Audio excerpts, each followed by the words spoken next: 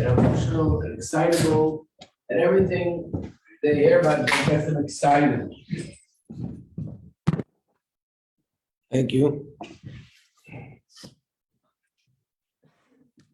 Now, there's certain things and certain, let's say, steps that a person takes. And even though it's a positive thing and it's about making progress, but if you think about it and you try to weigh situation, can I do this? Can I not do this? You might come to the conclusion, this is going to be too hard. I won't be able to continue doing this. All sorts of reasons and explanations why you might not be able to do this. In other words, when you're calculating things and trying to figure out and weighing one thing against the other, you don't see it. Then there are things that people do because they get excited. And it's almost like, as of an impulse, they just go ahead and run and do things. And they didn't calculate, they didn't figure it out. But at the end of the day, that's how the job gets done. Which means there are actually certain things that if you think about it too much and you make too much calculations, you won't do it. And that's where the Nefesh Bahamas comes in as an asset, not as an interference. That the Nefesh Bahamas has this excitement to it. So that means if I can get my own Nefesh Bahamas excited about Torah, excited about mitzvahs, then it'll get me places in a certain way that I myself, even the Nefesh Kiss, wouldn't have gotten there because of this excitement. In general, we see this even begashmis. Of course, a human being is superior to an animal, but animals can get people places where they couldn't get there. So a person sits on a horse, or the horse is pulling a wagon, and the horse can do things and get the person places that he himself couldn't get there.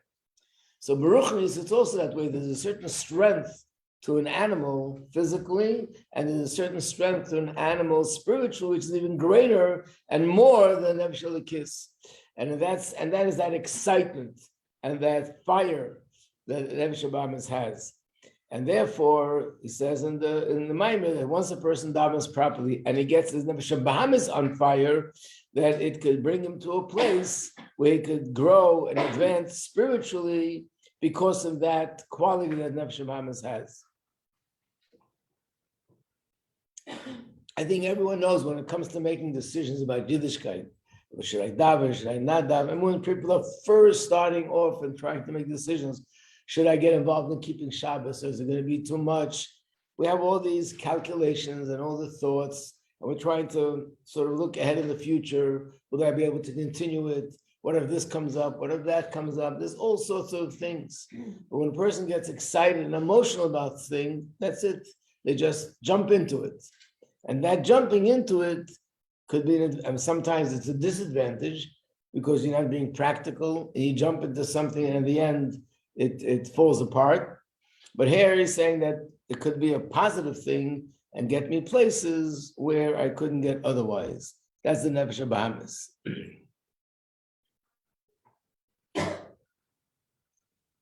So we'll start with, in the booklet here, it's page 134.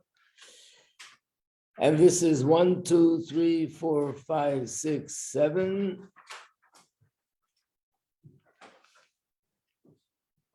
6 lines from the end of the chapter. So after you describe the two kinds of people that are cold and calculated, that are very excitable and hot, and not so calculated, and the advantage in that, so now he says this also applies to Nefesh Bahamas. So the same applies to Nefesh Bahamas. Liya is tivei, olo lespalo. The word olo means spoil. Olo means prone or like predisposed to get excited. Therefore, when we're davening and we're saying those psukim, that part of davening, which is called Psukkah de Zimra, which is talking about the greatness of Hashem in creation. How Hashem creates the heavens and the earth and the mountains and the rivers and animals and birds. And we go into all those details, what Hashem does for people and for nations. And then comes Birchas Krishma. His burden is with Birchas Krishma. The second part is Birchas Krishma, which means after we say Baruch Hu, after Yishtabach, then there's brachas that we make as a preparation for the Shema. In fact, and this Maimon is putting it together. Halachically, there are actually 4 parts to davening. And again, the Maimon we learned before was also about davening, and over there it talks about the 4 parts to davening, which is from the beginning until Yishtabach is one part. From Yishtabach till Shema is the second part. That's called Birchas Krishma, the brachas for the Shema. Shema itself is the third part, and Shemona Esrei is the fourth part. And if you remember, we said this corresponds to the ladder. The ladder that Yaakov saw in his dream represented prayer, and that ladder had 4 rungs. It corresponds to the 4 worlds. It corresponds to the 4 compartments in the Beis Hamikdash. So when davening, when a person is ascending, is going up, and getting closer to Hashem, these are the 4 levels, and it comes out in davening. In context of what he's talking about here, he's putting these 2 things together. Psukkah de Zimra and Birchas Krishma is all focusing on getting the Nefesh Habahamis excited. What's Birchas Krishma? If you look at the part before the Shema, mainly it talks about the angels, how the angels say Kadosh, and the English say Baruch, and how they're excited about Hashem. So, it's Barnus Birchas Krishma bebitla malachim v'chayis hakodesh befrat. There's certain angels which we call them malachim, and there are other angels which are called chayis hakodesh, the holy chayis. Chayis normally means animals, but nevertheless, this term is used for the malachim because there's certain angels that are called chayos. And it's also connected to the fact that there are angels in Shemayim that we actually use those terms to describe them. Remember I said yesterday, there are angels which are referred to as lions. There are angels that are eagles, and angels which are like an ox.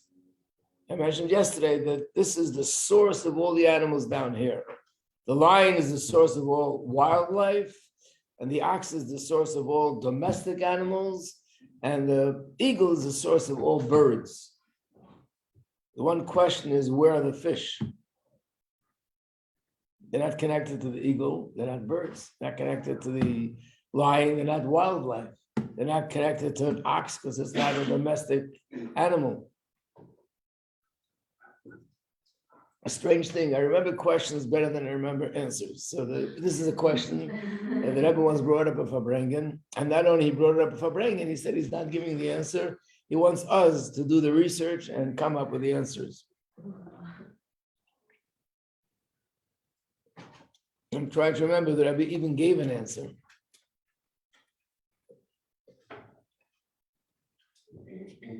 So what does it mean? Lions, eagles, these are names of angels. Why would an angel be called a lion? And the answer is, it's that angel is the source of the lion down here. That angel is a spiritual entity. And it evolves from one level to another level, to another level, to another level. And eventually, from that source, what evolves is an angel down here, the Gashmis. And this explains why in places like the Beis Hamikdash, the holiest place in the world, what kind of images did you have on the curtains? You must have just learned it in these parshas. Lions. In a lot of shuls, when you go into the shul, you'll find pictures of lions on the wall, pictures of lions actually on the curtain of the Aron Kodesh, because they were on the curtains in the Beis Hamikdash. What is a lion doing there? And what is an eagle doing there? And the answer is because this corresponds to the lion and the eagle in Shemayim. Not only that, but the Beis Hamikdash itself is referred to as a lion. It's called Arya, a lion. It says in Gemara that it was structured like a lion, and it's referred to as a lion. It was destroyed in the month of Av, which is the mazel of a lion, and so on. So obviously, the angel is an angel. but it's the source of a lion. That's why we refer to it as a lion. That means all the characteristics and all the features in a physical lion come from the angel in Shemayim that has all these characteristics and all these features, but in a totally, completely different spiritual way. Not even to compare, but nevertheless, whatever is up there, as it evolves, it manifests in a physical lion, in a physical animal, and all the animals that are in the world. Why is that related to this? Why do we learn about this? Why do we daven about this? Because when he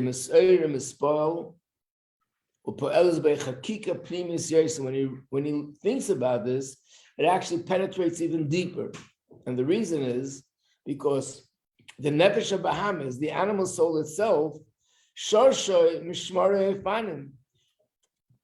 source is from the Eifanim, from the angels. Eifanim is the lower level of angel, which they evolve from the higher level of angel. So in a certain sense, the nefesh Bahamas could realize when I'm davening, I say to my own nefesh Bahamas, do you realize that your source is so holy? Your source are the angels that are saying Kodesh, Kodesh, Kodesh, Baruch Kodesh Hashem. And when a person recognizes that that's where the source is, that's where I'm coming from, that alone is something which moves the person to want to connect to it.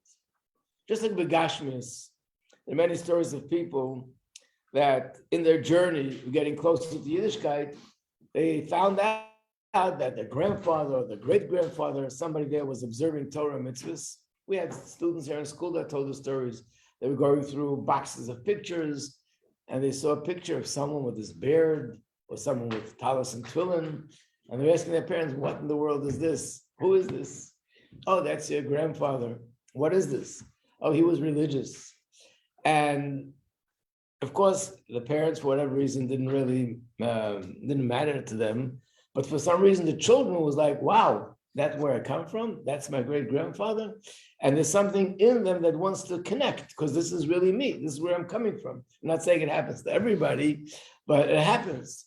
So, and this could be the motivation why the person wants to get more involved in Yiddishkeit and take it all the way. The same thing is here, when the Nefesh Bahamas is sort of gets it, that part of me which the Nefesh Bahamas gets it, that even the animal in me, its original source and the place where it comes from, which means the real essence is godliness, that could have an influence on me, that even the animal part in me wants to connect to Hashem, because after all, that's who I am. So in other words, when a person thinks about giving up what they're doing, and the thought is like, oh, I'm giving something up of myself, when they realize that that's where I come from, they realize I'm not giving up, I'm actually going back to who I really am. Again, I don't know if a person articulates it so clearly in their brain, but that's what's being processed in the brain, maybe without them finding the right words for it. There's a certain feeling, I'm not giving up, I'm connecting to who I really am. If they feel that this is who I really am, they feel that I'm not losing something, I'm not surrendering something. On the contrary, I'm connecting to who I really am. The Nefesh Bahamas, with davening and trying to get the Nefesh Bahamas excited about godliness and sort of let go of all those physical, materialistic things that he's so immersed in and so passionate about. When the Nefesh Bahamas realizes that this is his true source, then the Nefesh Bahamas also realizes I'm not losing something, I'm not giving up, I'm actually connecting to who I really am.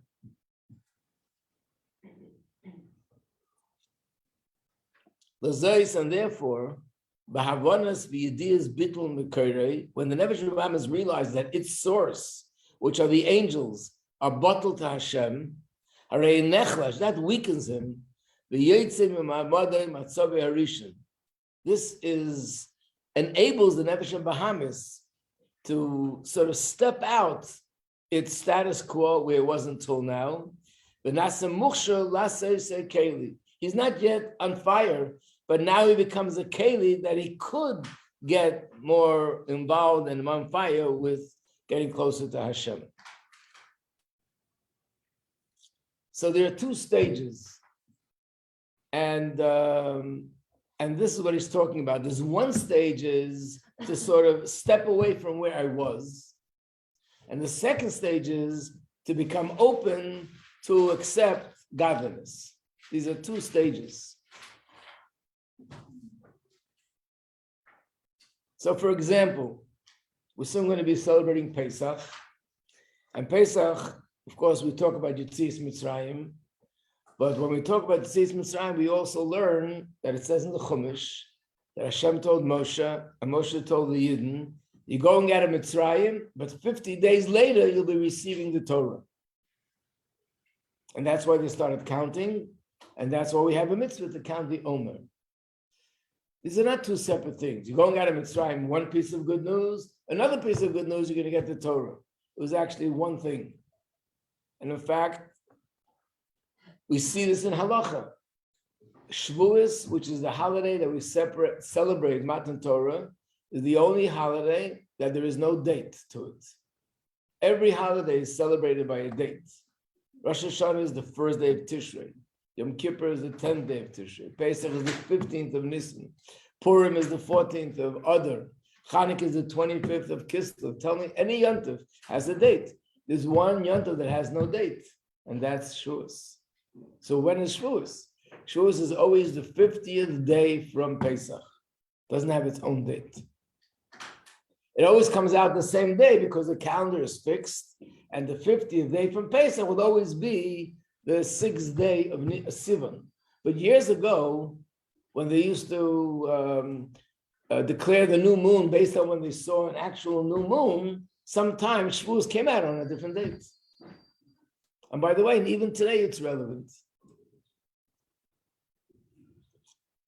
If any of you are going to take a trip from the United States to Australia in the time of counting the Omer, or from Australia to the United States, that's where the halacha will become applicable, which means if you travel from America to Australia, so let's say you leave on Tuesday, leave on Monday, you'll get there on Wednesday. What happened to Tuesday?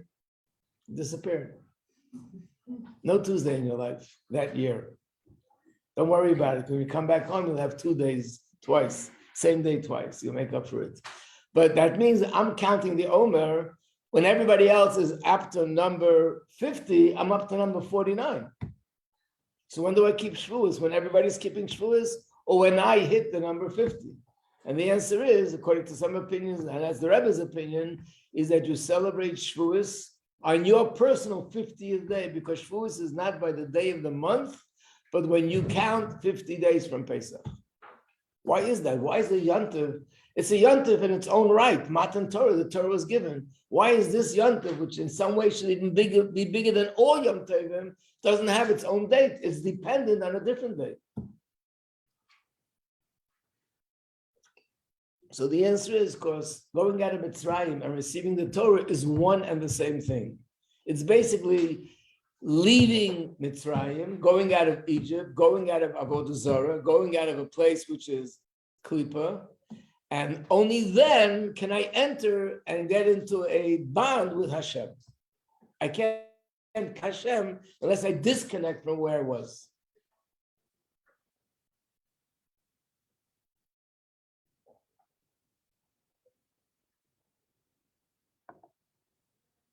I told the story in the beginning of the year. I can always repeat it again, especially that we have some students that are new. That the Rebbe Rashab was once having a Farbrengen, it was on Purim, and it was a very unusual circumstance. There's a background to the story, but the Rebbe Rashab himself and all the Chassidim were saying a lot of L'chaim, and it was a very, very exciting Farbrengen. At one point in the Farbrengen, the Rebbe Rashab said, almost like making an announcement, who wants to get onto my wagon? And then he said, what's the wagon? The wagon of Chassidus. And how did he describe the wagon? The wagon is decorated with the most brilliant, magnificent concepts of Chassidic philosophy, because Chassidus is philosophy. And the wagon is saturated with sweat and tears of Chassidic avodah, of working on self-refinement. And when the Rebbe Rashab said these words, one of the Chassidim began to cry, crying and crying and crying. And finally he says to the Rebbe, where are the steps to your wagon? How do I get onto the wagon? Where's the staircase? So the Rebbe Shab said, you're right, you can't get out without steps. There's 4 steps to the wagon. 2 steps to get off the ground, and 2 steps to get into the wagon. So basically it means I can't get into the wagon unless I'm ready to let go of the ground. If I have both my feet on the ground, I cannot get into the wagon. I have to let go where I was, and then I can get into where I want to go to the new place. So you didn't have to go out of Mitzrayim, and only then can they enter into Matan Torah. And it's like a marriage, that the Yidden had to let go where they were, and then they could go. That's the Matan Torah is considered the marriage of Hashem and Bnei Yisrael. It's Yerida Litzar Aleha. What? It's Yerida Litzar Aleha. Yes, that's what it's all about. But what we're describing is that it's not just Aliyah, it's the point is here sort of letting go. I have to let go of where I was in order to go into the new place. And we can't go into the new place unless I let go. Mm-hmm. And that's what you teach Mitzrayim is, that's what Matan Torah is. And in a sense, it's brought down that the 2 stages is like the 2 stages in a marriage. In a marriage, today, it all happens at once under the chuppah. But years ago, there were actually 2 stages, which means when the chassan gave the kala the ring, that was stage 1. That was called kiddushin. And at that point, they were considered married as husband and wife, but they didn't live together as husband and wife. Then they had a year's time to make preparations for the wedding. And the wedding took place usually a year later. And what was the wedding? The wedding itself was going under the chuppah, the 7 brachas, and the yichud. And after that, they were married completely. And that's when they lived together as husband and wife. So the first stage is called Kiddushin, and the second stage is called Nisuin,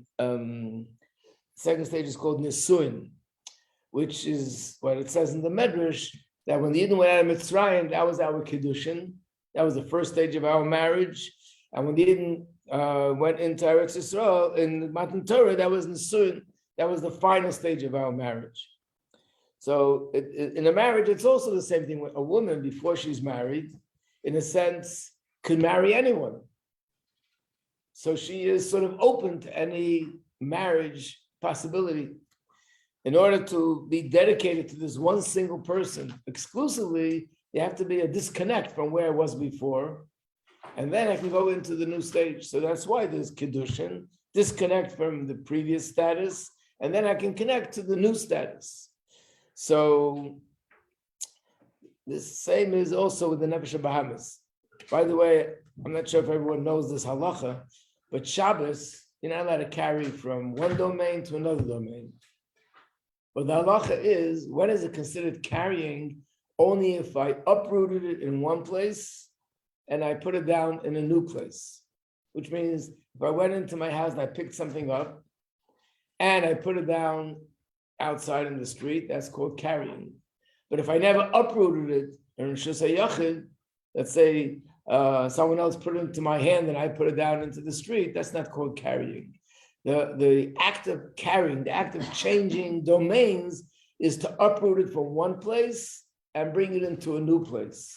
And that's what we're saying here about the Nefesh Bahamas. The first stage is that Nefesh Bahamas has to be able to detach from its attachment, almost like its addiction to physical pleasure and passion, which is so involved. And when he's into that, he's not even a keli to receive godliness. But by detaching, he becomes a vessel, a keli. And that's what's being accomplished through Psukkah de Zimra, through Birchas Krishma, through all this meditation. Just it's moving the Nefesh Bahamas out of its original place, and it's now ready and open to become a vessel to really be passionate about godliness.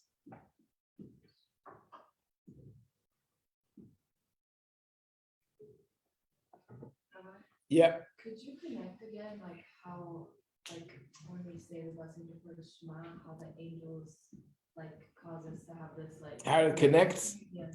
So again, the angels are called. When you look in the Tanakh, you see that they refer to the angels by names of animals. We said lions and eagles and an ox. And what does it mean? It means that that angel is the spiritual source of, those angels are the spiritual source of all the animals here in this world. Not only the animals that are physical animals running around, but also the animal soul within us comes from those angels. Naturally, our animal soul is much higher than a physical animal. So I explained yesterday, the difference is like this. Let's say this is the source, it's called Merkava, the chariot, Merkava. And in this Merkava, you have the lions, the eagles, and you have the ox, these three animals. And from here, it evolves and evolves and evolves, evolves. And down here, you have physical animals evolved from that. What about the Nefesh Bahamas? Comes from the same source, but it evolves only up to here, let's say, which means it doesn't go through so much concealment and change, and therefore the Nefesh Bahamas is an animal soul, but much greater quality than a physical animal.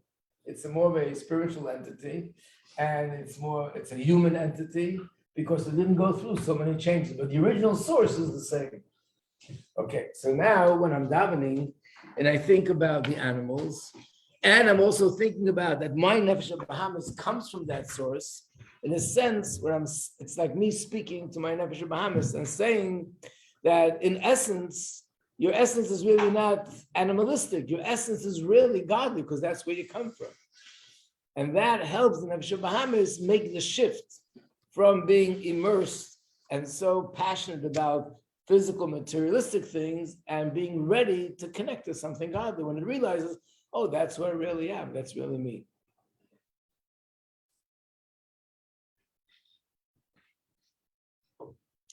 When you read something like this, you also realize how far we are from davening when we daven and we just like go through the words. They say that this person once told someone, I want to show you, I have a bear that can daven. A bear that can daven? How's that possible?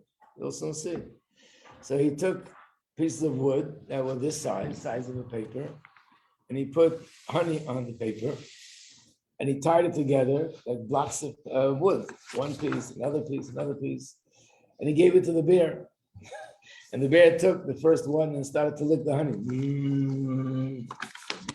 And he said, sometimes that's what people look like when they're davening. Just go through. But look what there is really supposed to be going on when I'm davening.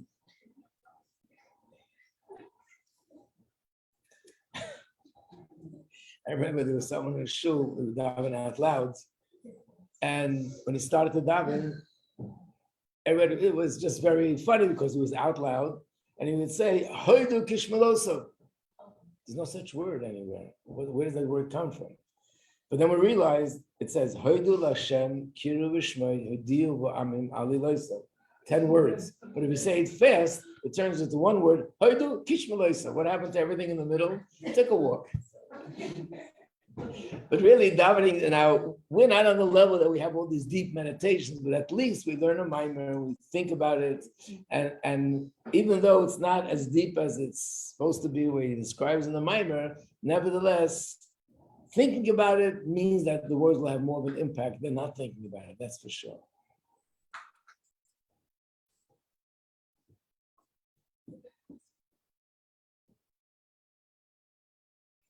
So he's going to explain now that there's 2 steps, even in the davening itself. One step is disconnecting from where the Nefesh Bahamas was before and becoming a keli, a vessel that it's at least able to become a vessel to receive something godly.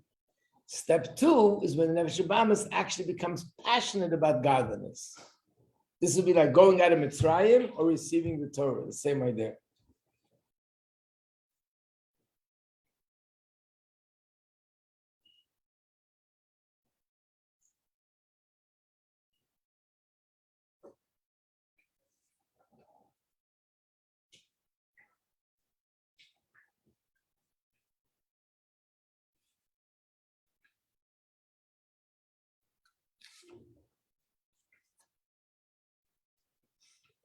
Let's see the words inside. Zehu the Shulchan of Psukkah the Zimra Birchas Krishma. And this is why we say that the table is Psuki de Zimra and Birchas Krishma. What does it mean? Hakavana Bazahu, the intention is Avodah the Psuki de Zimra, Birchas Krishma, the Avodah of saying those words in davening and the brachas of Shema, Ikra Avodahi, the Chakikas HaNefesh HaBahamis, to, like you said before, to carve out a block of wood. Here it's carving out a space in the Nefesh HaBahamis, and it should be a keli, be a vessel. And when we say carving out, there's two stages in the carving out. Chakika, Amura, two of them. Chakika b'chutz. Remember we said if you have a log of wood, you have to carve it out from the log. And then after you carve it out from the outside, then you have a piece of wood. Now you carve it out from the inside, and you have a bowl, you have a vessel. Chakika b'chutz, which is the same thing, lahafrida, to separate it and disconnect it from where it was, the chakika mebifnim, and the second stage is to make a space inside to receive, and then it can become a vessel for godliness. And how is this accomplished? By taking away the form of the Nefesh HaBahamis. What does it mean by the form? It says the Hina Nefesh HaBahamis is a Koich HaMesava. What the Nefesh HaBahamis really is all about. So let's remember, Nefesh HaBahamis is not, even though generally speaking people associate it, but the Nefesh HaBahamis and the Yetzer Hara are a little bit different. They're not exactly the same. Even though we use these terms, the term Yetzer Hara is used by everyone. Nefesh HaBahamis is a term that's used specifically in Chassidus.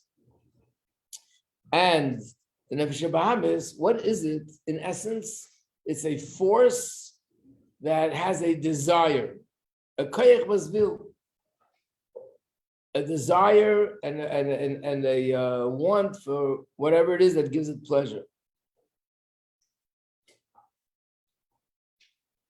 And this desire and this taiva is b'koyach gadol, is very strong. It's like on fire, a burning desire for things. As it says, there's much produce that's produced in a field with the power of an ox who pulls the plow and does the other work that needs to be done in a field. Meaning to say, spiritually, this ox, this animal soul, can produce tremendous products. From the Nefesh HaBahamis comes the Yetzer Hara. What is the difference between Nefesh HaBahamis, animal soul, and Yetzer Hara? So the answer is, the animal soul is in a sense parav. The animal soul is a power and a force that wants. But what it wants is pleasure. It's not godly, so it wants pleasure. As a result of that, that power of desire, that desire can be applied to things that are also negative. So a person wants, let's say, food, because it tastes good. Now, initially, kosher food that tastes good. But once I become sort of addicted to my pleasures, addicted to my desires, then I will also want something which is not kosher. Or I do things for fun. Fun is also parim, just fun. So initially it could be fun, which is kosher fun, and then eventually it could be fun, which is not kosher fun. So he's saying that it's like taking a piece of dough, and the dough itself has no form. Depending on what you put into the dough, that'll give it a form. Same here, the Nefesh HaBahamis is a power that wants, has a desire, and it's a very powerful desire. But where does it apply to? That doesn't necessarily have to be in a negative way. That's the Yetzer Hara. So in fact, in Hebrew, Yetzer is the same letters as the word tzir, which means form. So the Yetzer Hara is when this desire, which is parav, takes on a bad form, that's the Yetzer Hara. But the Nefesh HaBahamis itself is not negative, it's parav. So the Yetzer Hara, who malbish as koyach hamesava, the Yetzer Hara sort of encloses, it takes over this power of desire, the tziyurim royim, in forms that are negative, The type is gufnis and all sort of physical, materialistic lusts and desires and bad character traits. So therefore, it will be anger and there'll be hurting other people or insulting other people or stealing. That's the desire is when it's like taking an animal that you're not holding on to the reins. It just runs, and when it runs loosely, an animal will end up doing things that are damaging, that are destructive. So my animal soul, if I'm not guiding it and not disciplining it, is just a powerful force that's on the run. It'll run into places that are not good. But the koyach hamasaba, this power, the desire itself, it's really not bad. In essence, it's actually not a bad thing. So therefore, what I need to do is not kill my nefesh b'hamis, not destroy it. I want to redirect it. By eliminating the negative form, I can take that very same power, the same force, which before was this desire that I have for the negative, and use it for the positive. And through the nefesh b'hamis, I will put it into a positive form with positive desires, spiritual desires, desire to daven, a desire to daven with kavanah, a desire to study Torah, and then that koyach hamasaba, the power of wanting, the power of desire, becomes actually a very powerful force that is used in a powerful way to get the nefesh b'hamis closer to Hashem. And like I said before, because it's excitable and it's emotional, in some ways it'll be more on fire than nefesh elokis.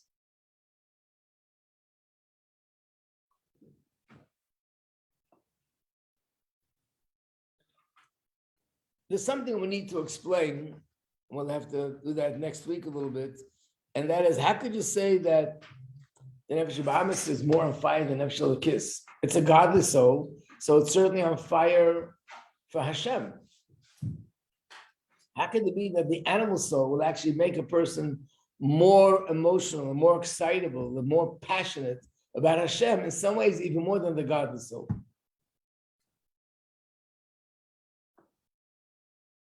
So in case I forget, on Monday, someone will remind me, at least one in the whole classroom should remember to remind me that we need to talk about this. And the answer to this, we'll learn a little bit about, there's a concept in Chassidus that there are many levels in love for Hashem, many different levels. And each one of these loves have different names. In fact, there's an encyclopedia of Chassidus that was started and written by Rabbi Yoel Khan. He didn't get very far, he's still up to Aleph. But it goes by the Aleph base, like any encyclopedia. But in Aleph, we're fortunate that we have the word Abba, which is love. So he gives a list, and he made a collection of all the different levels and kinds of love there is for Hashem. And two of them are related to what we're talking about. One of them is called love like fire, and the other one is love like water.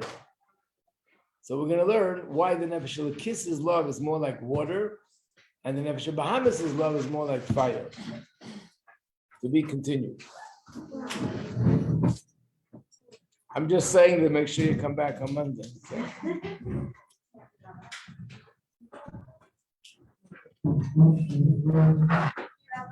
You're welcome.